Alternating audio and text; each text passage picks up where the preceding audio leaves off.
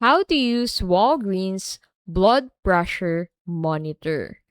Now, to be able to use the arm monitor, what you can do first is to relax, sit down, and apply the cuff. And then press the start or stop button, and the cuff will automatically inflate.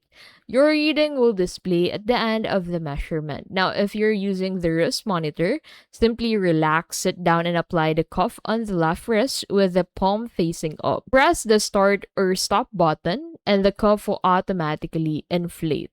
Your reading will display at the end of the measurement.